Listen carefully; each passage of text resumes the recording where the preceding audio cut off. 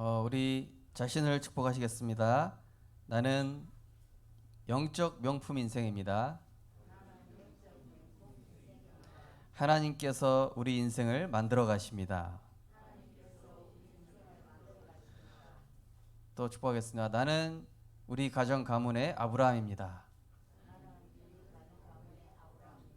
할렐루야. 드디어 이제 창세기가 이제 50장이 끝인데요. 절반이 왔습니다. 네, 절반이 왔고 이 아브라함의 그 일생이 이제 끝나고 이제 야곱과 에서로 이제 또 이야기가 시작될 건데요. 오늘 그래서 이 아브라함의 죽음 그리고 아브라함이 인도받아왔던 그런 인생의 과정들을 보면서 정말로 언약의 사람을 하나님이 이렇게 만들어 가시고 이렇게 축복하시는구나, 이런 부분들을 확인하시고 나의 응답으로 누리시는 시간 되셨으면 좋겠습니다. 오늘 아브라함의 죽음입니다.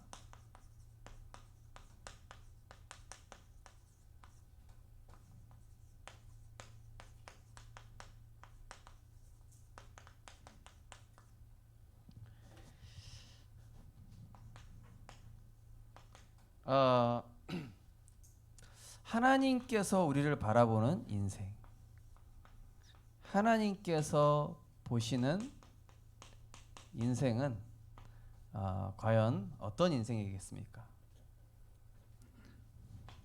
야고보서 4장 14절에 보니까 우리 인생은 잠시 있다 사라지는 안개와 같다. 그야말로 하루살이 인생입니다. 하루살이 인생. 잠시 있다. 안개가 어쩌습니까? 아침에 잠깐 있다가 싹 거치지 않습니까? 그죠? 한 번씩 제가 영도에 이렇게 낚시하러 가면은 해무가 낄 때가 있거든요. 해무가 끼면은 막 되게 신비로운 느낌이 와요. 무슨 환상의 세계에 온 것 같은 느낌이 드는데, 그것도 햇빛이 쫙 비치면은 이게 확 사라집니다. 그만큼 우리 인생이 하나님 보실 때는 굉장히 미미한 그런 인생이라는 것을 알 수 있죠. 또 마태복음 3장 9절에 보시면은 예수님께서 뭐라고 말씀하시냐면은 하나님은 이 돌들로도 아브라함의 후손들을 만드실 수 있다. 창조하실 수 있다. 그죠? 이 노아 시대 때 지구를 하나님이 뒤엎으셔 가지고 아예 새로 시작하셨잖아요. 그죠? 그 정도로 하나님은 이 창조주신데, 이 하나님의 은혜가 있는 인생 그리고 하나님의 은혜가 없는 인생은 이 엄청난 차이가 나는 것이죠. 자, 돌들로도 하나님은 아브라함의 후손을 만들 수 있다. 그러면서 하나님은 우리 인생을 그냥 가치 없게 미미하게만 보시는 게 아니라 복음 가진 자의 인생은 다르게 보시죠. 하나님과 함께 하기 원하시고 동행하시기 원하시고 함께 전도도 하며 귀신 내쫓는 권세도 주시고 정말로 하나님이 일에 쓰시고자 하는 그런 가치 있는 인생이기도 합니다. 그래서 우리 인생은 흙으로 와서 흙으로 돌아가는 그런 인생이 아니겠습니까? 하나님께서 보시는 인생은 아주 이 미미한 인생이죠.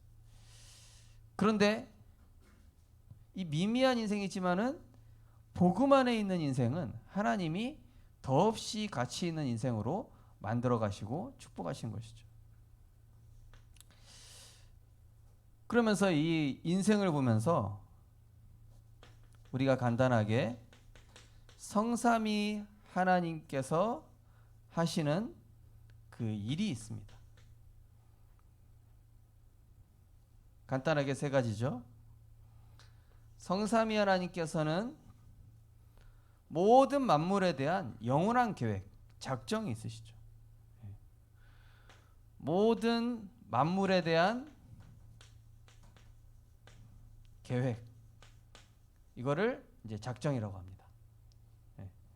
어떻게 하시기로 작정.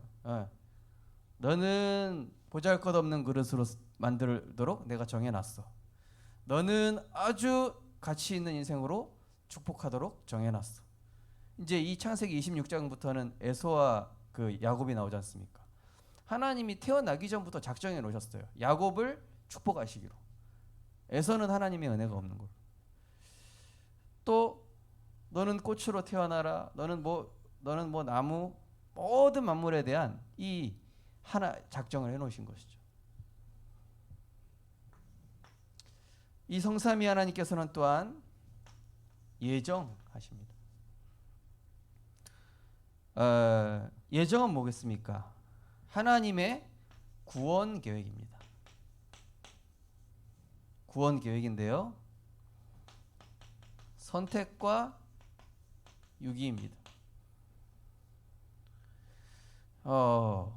요즘 유튜브에 보니까요. 고양이 줍는 사람들이 되게 많이 나와요. 고양이 불쌍하니까요. 막 죽어가는 고양이 주워다 키우는 사람도 있고 죽어가는 멍멍이 키우는 사람도 있고. 네. 그러니까 이 동물들도 보면은 주인 있는 개하고 주인 없는 개하고 이게 얼마나 차이가 납니까? 그 살아가는 게요, 그죠? 뭐 주인 있는 개는요, 사람보다 더 잘 사는 것 같다. 개팔자가 상팔자다 이렇게 표현할 정도로요. 우리 인생이 하나님의 선택을 받았다. 이게 얼마나 큰 은혜인지 모르죠. 자, 성삼위 하나님께서는 또 어떤 일을 하시냐면은 섭리하십니다. 섭리는 바로 무엇입니까? 이 모든 만물에 대한 계획, 구원의 계획에 대한 하나님 계획에 대한 실행입니다. 네. 하나님 계획을 실행하시는 거예요. 네.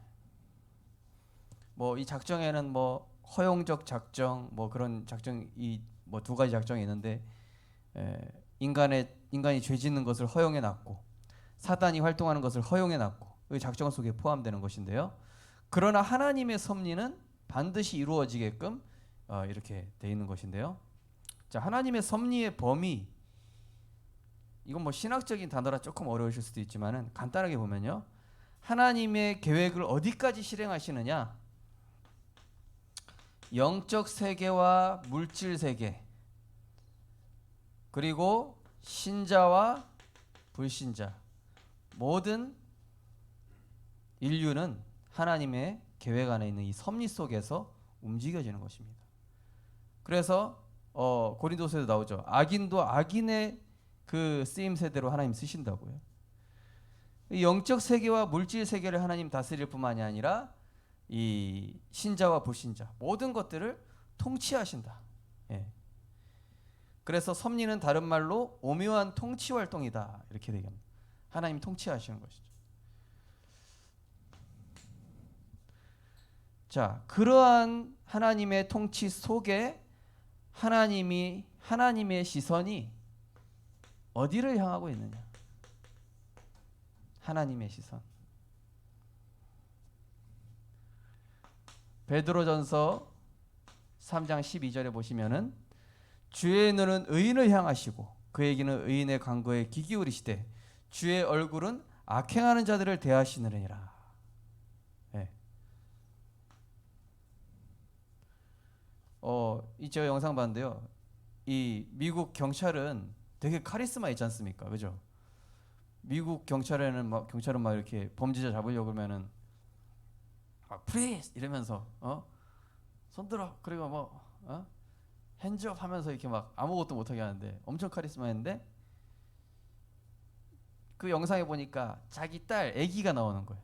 그 아기가 이제 자동차 차 타고 있는데 이렇게 자기 순찰차로 따라가다가 이렇게 딸을 이렇게 챙기는 모습이 나오더라고요. 야, 저렇게 엄하고 저렇게 카리스마 있는 저 경찰도 자기 딸한테는 뭐 이게 아무것도 못하는구나. 예. 우리 어떤 가정에는 또 그런 일이 있다고 그래요. 뭐 아빠가 막 뭐라고 그러면 아무도 다 꼼짝 못하는데 딸이 어느 날 그러대요. 아빠 조용 좀 해라. 그러니까 아빠가 조용하더래요. 물론 아빠한테 그러면 안 되죠. 애기 딸이니까 그런데요. 자녀의 권세죠. 그야말로. 그죠? 하나님이 구원받은 우리를 바라보는 시선하고요, 구원받지 못한 불신자 바라보는 시선이 다릅니다. 그죠? 또 시편 11편 5절에 보시면은 여호와는 의인을 감찰하시고 또 악행하는 자들을 감찰하신다 나와 있습니다. 하나님의 시선은 구원받은 하나님의 자녀, 그 중에서도 말씀을 따라가는 언약의 사람, 언약의 사람 중에서도 그 속에 전도와 선교라는 구원 사역 속에 있는 전도자 인생을 하나님은 불꽃과 같은 눈동자로 지키시고 인도하시고 축복하시는 것이죠. 자, 이런 하나님의 은혜 속에 있는 우리죠. 자, 오늘 아브라함을 통해서 아브라함의 그 일대기를 보면서 우리가 인생에 무엇을 취해야 하며 무엇을 남겨야 되겠는가, 또 우리가 인생이 어떻게 인도받는 것이 가장 소중하고 하나님 보실 때 가치 있겠는가, 이런 부분들을 우리가 점검하였으면 좋겠습니다. 첫 번째 보시면은 인생은 나그네임을 가르친다. 나그네 인생이죠. 나그네 인생. 창세기 47장 9절 보면은 이제 요셉이 총리가 된 다음에 그 바로왕이 이제 요셉의 가족들이 다 올라와서 아버지 야곱이 바로왕을 만나는 내용입니다. 그때 이제 바로왕한테 하는 내용이 내 나그네 길 세월이 130년이다 이렇게 얘기를 합니다. 그 인생 표현 자체를 야곱이요, 내 나그네 길의 세월이 130년입니다 이렇게 표현을 합니다. 뭐 내 인생 나 올해로 130살입니다 이렇게 얘기한 게 아니라 내 나그네 인생 이렇게 표현을 했습니다. 창세기 47장 9절에 어찌 보면은 참 하나님 앞에서 이 겸허한 자세라고 할 수 있겠죠. 겸허하고 겸손하고, 그죠? 벼는 무르익을수록 고개를 숙인다고 하지 않습니까? 그죠? 벼는 무르익을수록 하나님 앞에서 감겸손해진 거죠. 굳고 딱딱해요. 우리가 이 젊을 때 또 혈기가 완성할 때는 내가 워낙 여리고가 강하니까 내 의지도 강하고 내 고집도 강하고, 그렇죠? 저는 병원에서 이를 악물면서 영접 안 하시는 분도 봤어요. 다 죽어가면서 막 호흡기 여기저기 다 호수 다 꽂혀 있으면서도. 근데 어떤 분은 이 진짜 당장이라도 내일 태어날 것 같은데 영접하시는 분이 있고, 어떤 분은 막 다리에 샤프심처럼 철이 다 박혀 있는 거예요. 그 자리에서 예수님 영접하시더라고요. 그런 분도 있고. 야, 하나님의 이 선택과 유기. 또 이사야서 40장 6절에서 8절 보시면은 푸른 마르고 꽃은 시드나 우리 하나님의 말씀은 영원히 서리라. 그야말로 영원한 것은, 영원하고 변치 않는 것은 바로 말씀밖에 없는 것이죠. 세월도 지나갑니다. 세상도 흘러갑니다. 교과서도 계속 개편돼서 나옵니다. 백신도 계속 더 좋은 거 나옵니다. 인간의 과학기술 계속 진리라고 딱 정해져 있지 않고 계속 바뀌어요. 그죠? 시대에 따라서. 그런데 변하지 않는 게 하나 있습니다. 푸른 마르고 꽃은 시드나 우리 하나님의 말씀은 영영이 서리라 하라.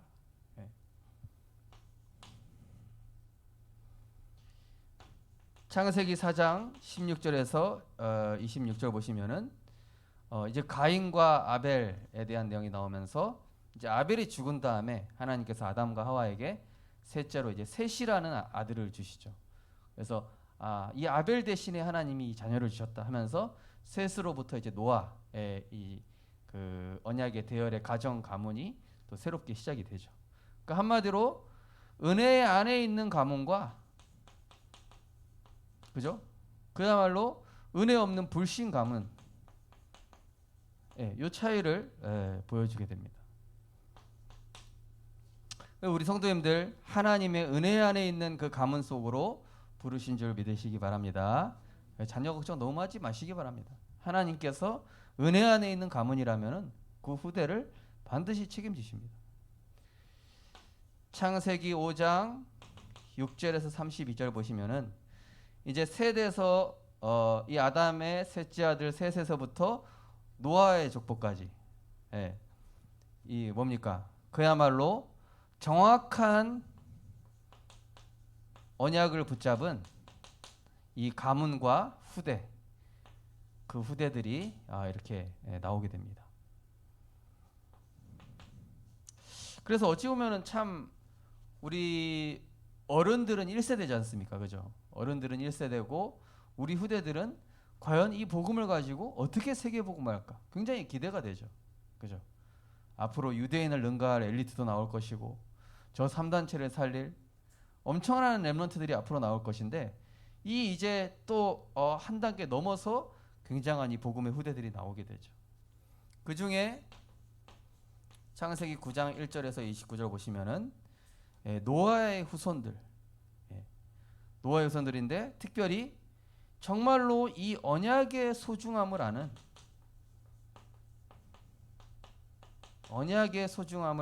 후대들 나옵니다. 그래서 한마디로 이 창세기의 주 내용을 보면은 언약 안의 백성과 언약 밖의 백성, 그죠? 그 차이가 뭡니까? 언약 안에 있는 백성과 언약 밖에 있는 백성을 차이를 보시면은 잘한 것도 없는데 언약 안에 있는 백성들은 하나님이 자꾸 이루어 가셔요. 그죠? 특별히 잘난 게 없잖아요.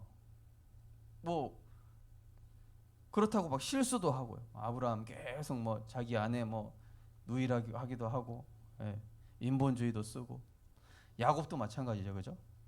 그런데 언약 안에 있다는 그 이유 하나로 하나님께서 계속 이루어 가십니다. 그리고 언약 밖의 백성은 뭡니까?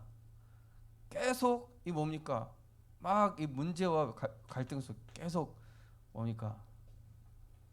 인간의 노력으로 만들어갑니다. 이 필요 없다는 건 아닌데 하나님의 은혜가 결정적으로 빠졌어요. 그러니까 하나님의 은혜가 있냐 없냐 이 차이로 이제 가는 것이죠. 자, 거기 이제 보시면은 아브라함의 양력이라고 나오죠. 우리가 하나님 앞에 섰을 때 혹시 이런 양력을 들고 선다면은 과연 어떤 느낌일까? 그죠? 우리가 나중에 죽어서 천국 가지 않습니까? 천국 가면 우리가 하나님 보좌 앞에 이제 심판대 앞에 다 선단 말이에요. 구원 받았건 안 구원 받았건 다 서는데 내 인생의 양력을 가지고 주님 앞에 섰다 했을 때 과연 참 부끄럽지 않을까? 저는 그런 생각이 많이 들 것 같습니다. 그리고 또 하나님 은혜였군요. 이것도 하나님의 은혜였고 이것도 하나님 사랑이었군요 하면서 굉장히 감사할 것 같다는 생각이 많이 드는데 이 갈대아의 부호라고 나오는데 갈대아는 갈대아 우르죠. 그 우르 지역은 뭐냐면은 지구라시라는 그 바벨탑 같은 신전이 있는 곳, 우상 숭배하는 신전. 그 신전을 중심으로 마을이 형성되어 있어요. 그럼 어떤 도시겠죠? 우상 숭배하는 곳이 완전히 우상 숭배하는 도시인 거예요, 한마디로. 우상 숭배하는 도시에서 뭐죠? 우상 숭배하는 가문에서 완전히 뭐죠? 복의 근원으로 부르셨어요. 네. 저 우리 선장로님 간증을 제가 잠깐 들었는데요. 우리 선장로님 간증 들었는데, 야, 우리 선장님 원래는 이렇게 배를 타시면서 이 적도를 지나가실 때 이 적도 쪽에서는 사고가 많이 나나 봐요. 뭐 배 사고 막 침몰 사고. 왜냐하면은 귀신이 역사해가지고. 그래서 이 배를 적도를 지나갈 때는 적도제라는 이 귀신을 달래는 그 우상 숭배를 해야 되는 거예요. 그거를 이제 리드를 하셨었다고 그러더라고요. 우리 장로님 원래는. 그러다가 이제 이 복음 안으로 들어오셔가지고 완전히 하나님이 가정 가문을 이제 뒤바꿔 놓으셨는데 뭐 우리 성도님들 다 마찬가지시겠죠, 그죠? 예. 그야말로 우상 숭배하고 가정 가문 완전히 허물과죄로 죽어서 우리는 지옥 갈 수밖에 없고 마귀의 종노릇 하다가, 그죠? 근데 하나님께서 이 아브라함을 구원시키기로 믿음의 조상으로 복의 근으로 선택하기로 작정하신 거예요. 그리고 구원하신 겁니다. 그리고 그 아브라함은 완성되지도 않았는데 이 섭리 속에서 그 계획을 이뤄가도록 계속 사건 여러 가지 일들을 통해서 하나님 만들어 가신 거예요. 우리 성도님들의 인생 역시 하나님께서 지금도 이루어가고 계신 줄 믿으시기 바랍니다. 그리스도 안에서 만들어 가신 거예요. 너희 안에서 착한 일을 시작하신 이가 그리스도 예수의 날까지 이루실 줄 우리가 확신하노라.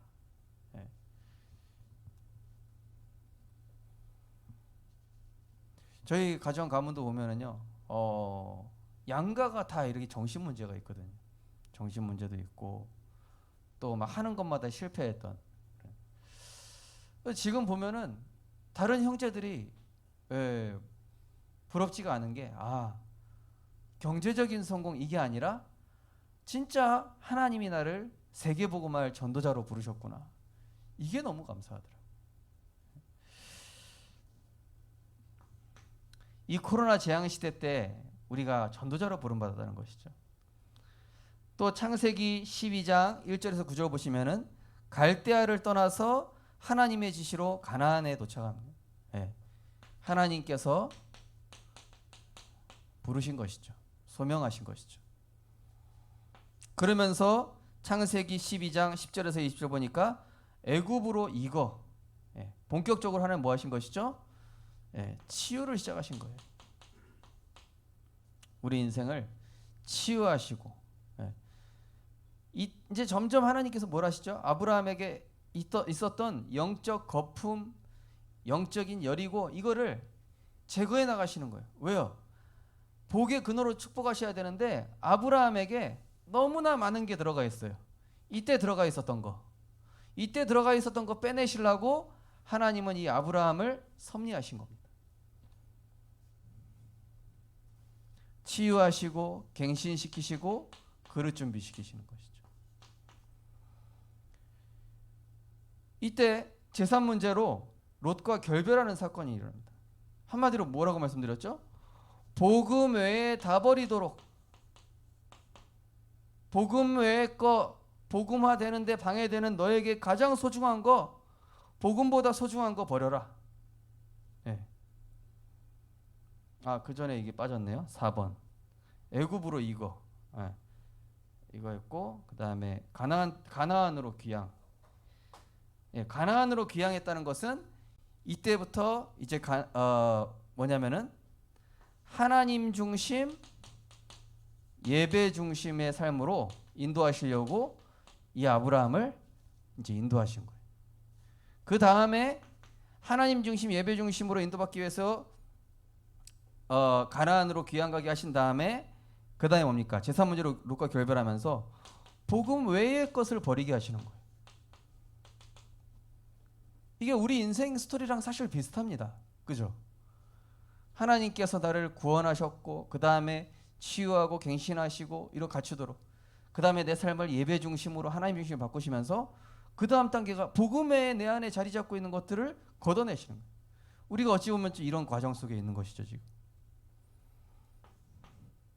그러면서 창세기 14장 14절에서 24절 보면은 이제 그 롯이 그 소돔왕에게 잡혀갔을 때 이 아브라함이 다시 전쟁에서 승리하고 포로를 찾아옵니다. 복음 외의 것을 버렸더니 증거와 열매를 주시는 거예요. 복음의 소중한 것을 버렸어요. 롯을 떠나 보냈습니다. 근데 복음의 것을 버려서 내가 손해 볼 줄 알았는데 하나님은 가병 318명이라는 제자를 붙여주시고 승리하게 하시고 이 열매를 주시는 거예요. 우리가 아브라함의 인생을 보면서요, 어떻게 응답받는지 원리를 찾아내시면 됩니다. 그 다음에 창세기 15장 1절에서 6절 보면 하나님이 훈장을 받았다. 이게 뭡니까? 사실은 이때 하나님께서 뭐라고 하시죠? 인간 수준에서 벗어나라. 그리고 인간 생각을 버려라. 뭐를 하시고 이렇게 하신 겁니까? 내가 너의 배경이 된다. 이거 뭐죠? 이제는 완전히 하나님의 것만 붙잡아라. 이 뜻이죠. 그런데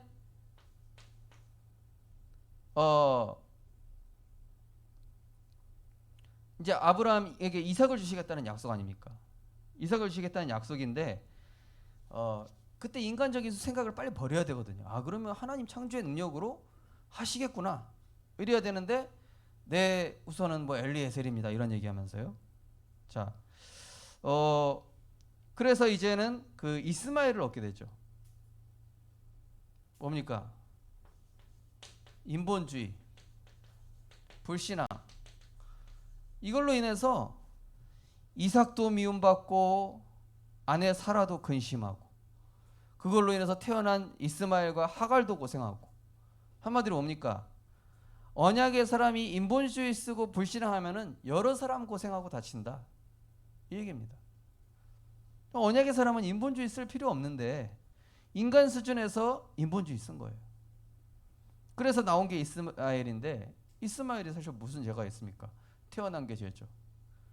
아브라함의 불신앙으로 태어났는데 여러 사람 고생하고 다치는 거 아닙니까?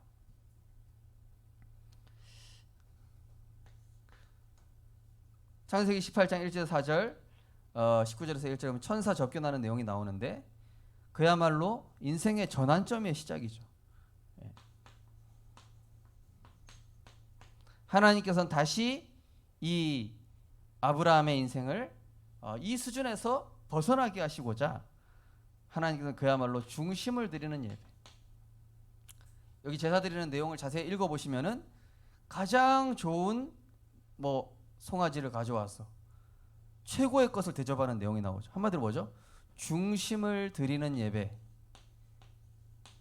중심을 드리는 예배가 인생에 뭘 가져온다고요? 전환점을 가져온다. 우리가 어찌 보면 한 번의 예배 같은데, 만약에 그 예배에 우리 렘넌트가 중심을 드리는 예배가 된다면은 인생의 큰 전환점에 응답이 될 수도 있는 것이죠. 그러면서 창세기 18장 22절 19장 10절에 보면은 뭡니까? 아브라함이 이제 소돔과 고모라 멸망할까 봐 하나님께 기도하는 내용이 나오죠. 그런데 그 롯은 여전히 막 인본주의 쓰는 그런 전혀 전도자의 모습이 다른, 아브라함과 중심 자체가 다르죠. 한마디로 뭐죠? 복음 가진 전도자와 이 종교인의 차이입니다. 보는 시선이 달라요. 롯은 문제 해결하려고 자기 딸을 그 사람들한테 내주지 않습니까? 소돔과 고모라 사람들한테. 그런데 아브라함은 다르죠, 시선이. 문제 해결이 아니라 뭐죠? 하나님, 이 땅에 재앙 내리지 않으시겠다면은 의인을 10명이라면 어떻습니까? 이 시선 자체가 다르죠. 하나님께서 이 중심을 드리는 예배, 사실은 하나님께서 점점 이런 것들 사건을 통해서 내려놓게 하면서 어느 순간 전도자의 눈을 갖게 된 거예요. 이 아브라함이 노력해서 만들어진 게 아닙니다. 하나님 은혜로 만들어졌습니다. 그래서 창세기 21장에 보시면은 이삭이 출생하는데, 자, 이삭이 출생하는데 중요한 건 뭐냐면은 하나님께서는 응답과 함께 문제를 주실 때가 있어요. 응답이긴 응답이죠, 그죠? 응답이긴 응답인데 이게 문제가 되는 거예요. 왜 문제가 되죠? 갑자기 하나님께서 이 이삭을 바치랍니다. 나는 이게 응답이라고 생각했는데 이게 하나님이 나를 축복하신 거라고 약속하신 건 줄 알았는데 하나님 갑자기 시험하시는 거예요. 그걸 다시 내놓으라고. 그러나 하나님께서는 이 아브라함을 진짜 축복하시기 위해서 뭐죠? 네가 이삭도 아끼지 아니하고 주었기 때문에 그리스도를 약속하는 것이다. 예. 이 아브라함은 하나님의 것으로 살기로 결단하는 것이죠. 하나님의 것으로. 그렇구나. 이삭이라는 응답도 결국에는 내가 하나님의 것을 붙잡을 때 이게 중요한 거구나. 육신적 자식이 아니라 이 자녀는 하나님의 것이구나. 그야말로 가냐 혼인잔치에서 주인을 예수님으로 바꾼 거랑 똑같은 거예요. 그죠? 하나님의 것으로 살겠습니다. 하나님이 하시는 일을 보겠습니다. 하나님께 믿고 맡기겠습니다. 이 이삭을 하나님께 믿고 맡기고 바칠 수 있습니다. 그죠? 이 아브라함의 생을 통해서 깨닫게 하신 하나님의 목적 4가지를 우리가 잠깐 보시면요. 자, 하나님께서는 언약의 사람을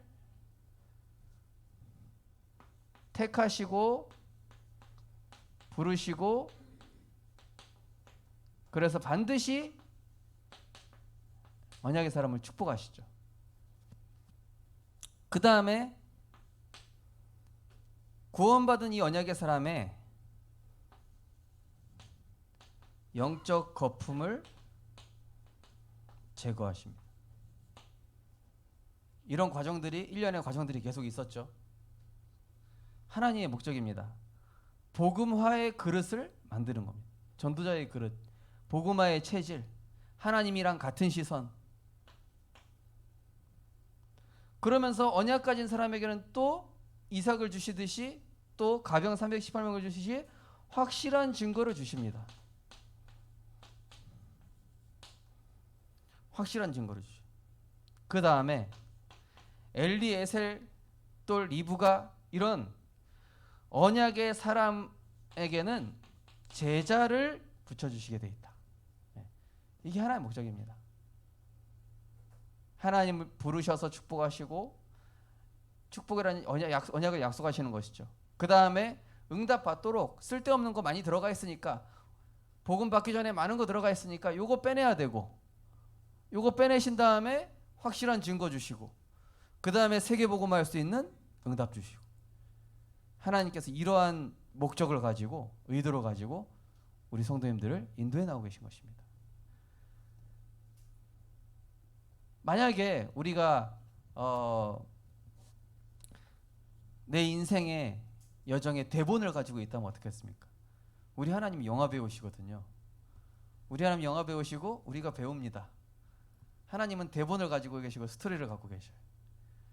그 인생을 이렇게 만들어 가시기로 정해 놓으셨어요. 그래서 결론으로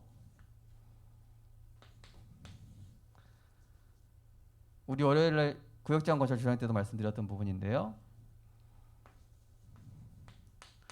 내 것은 없다. 그죠? 모든 것의 주권자는 성삼위 하나님이시다. 내 것은 없습니다. 그 다음에 뭐죠? 내 것이 필요 없다. 내 것이 필요하지 않다. 왜 그렇습니까? 하나님의 것이 완전하기 때문에. 완전하신 하나님의 것을 주실 거기 때문에. 그리스도라는 완전한 것을 주셨기 때문에 내 것이 필요 없는 것이죠. 그리고 우리는 하나님의 것으로 산다. 사람이 떡으로만 살 것이 아니요 하나님의 입으로부터 나오는 말씀으로 살 것이니라. 그러니 하나님의 것으로 산다. 하나님의 것 뭐죠? 전도, 선교, 237, 후대. 오늘 우리 중지자 한번 만나서 우리 교회 이제 후대 시스템 좀 장확해도 구성하고 좀 그런 기도 제목을 오늘 제가 좀 발견하게 됐습니다. 그래서 그래 우리 교회도 진짜 본격적인 전도 선교 237 이런 플랫폼들을 기도하면서 만들어 나가야 되겠다. 우리 성도님들께서 정말로 내 일생에 지금 어느 시간표에 있는가 한번 보시기도 하시고 그리고 지금 내가 있는 문제를 생각하시면서 나는 지금 어떤 아브라함의 인생으로 봤을 때 어떤 시간표 속에 있을까? 하나님은 이런 의도가 있으시겠구나. 이런 것들을 보실 수 있을 거예요. 자녀 문제든 사업 문제든 경제 문제든 인생의 지도를 한번 보십시오. 하나님께서 우리 복음 가진 하나님의 백성들의 인생을 하나님께서 철저하게 지키시고 불꽃과 같은 눈동자로 만들어 나가심을 믿으시기 바랍니다. 그래서 우리는 우리 장로님 기도하신 것처럼 종의 영이 아니라 운명과 사주팔적이 아니라 양자의 영을 받았기에 하나님께서 우리를 이루어 나가시고, 이상하게 내가 잘한 것도 없고 실수도 많고 연약한데 그리스도 안에 있다는 그 하나만으로 하나님께서 이렇게 축복하시고 만들어 가시는 것이죠. 이러한 하나님의 언약의 여정 속에서 늘 하나님과 동행하는 우리 모든 전도자들 되시기를 주님의 이름으로 축원드립니다. 하나님 감사드립니다. 우리가 창세기 25장까지 보면서 이제 아브라함의 인생 여정을 돌아보며 또한 우리 인생을 돌아봅니다. 하나님, 우리 인생의 스토리를 가지고 계신 하나님께서, 실수 없으신 하나님께서 우리를 완벽하게 주님의 계획과 그 섭리 속에 인도해 나가고 계신 줄 믿습니다.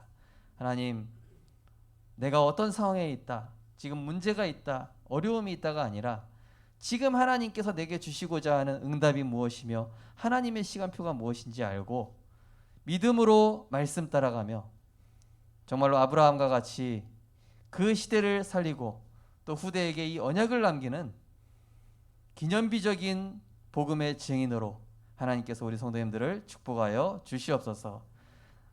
우리의 것이 아니라 하나님의 것으로 살아가기로 결단하며 내 것은 필요 없다, 내 것은 없다, 오직 그리스도의 말씀으로 나는 충분합니다, 그리스도는 완전합니다, 그리스도는 내 인생의 모든 것입니다 임을 순간순간 고백하며 그리스도 십자가 그 은혜의 사랑, 그 사랑으로 날마다 행복할 수 있는 전도자 인생 되게 하여 주옵소서. 예수 그리스도 이름으로 기도드리옵나이다. 아멘.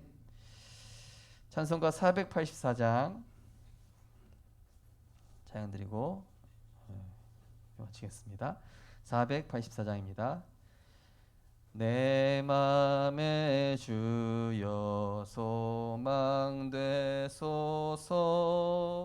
주 없이 모든 일 헛되어라.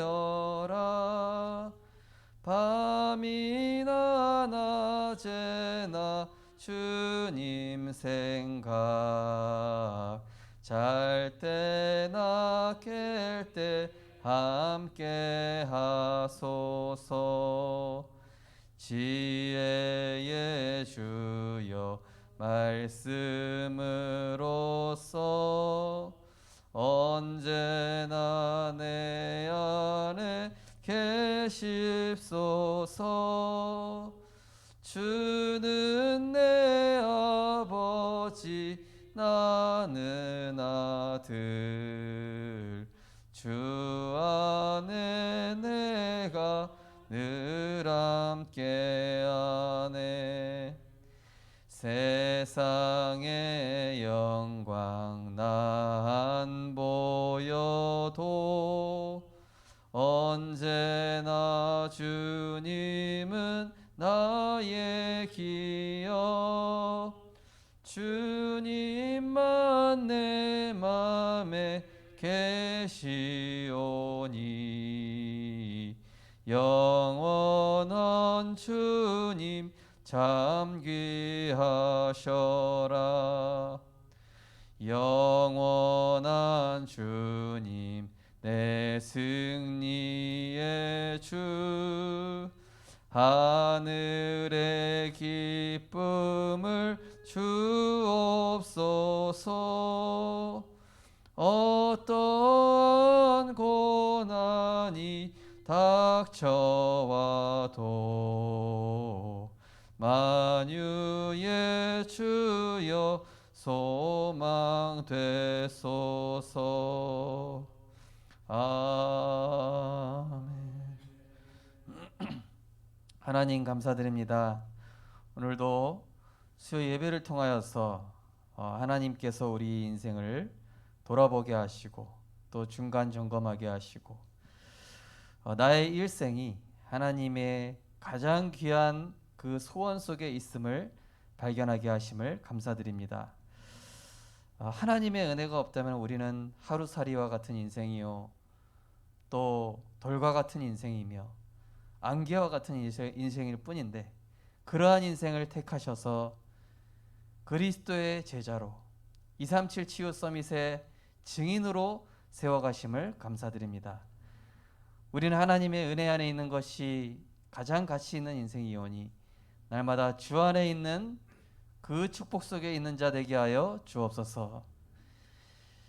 지금은 우리 주 예수 그리스도의 무한하신 은혜와 하나님의 사랑과 성령 하나님의 내주인도 교통 충만하심이 오늘 주신 말씀 붙잡고 내 인생이 지금 어떠한 시간표 속에 있으며 하나님은 어떤 목표를 가지고 움직이고 계시며 나를 유기하지 않으시고 택하신 하나님께서 나를 237 치유 서밋의 증인으로 세워가신다는 그 사실 속에 중요한 것에 내 생을 드리기로 결단하고 인도받기 원하는 주님의 소원 이룰 우리 모든 전도자들 머리 위에, 우리 성도님들 가정과 후대 위에, 산업 위에 지금부터 영원까지 항상 함께 있을지어다. 아멘.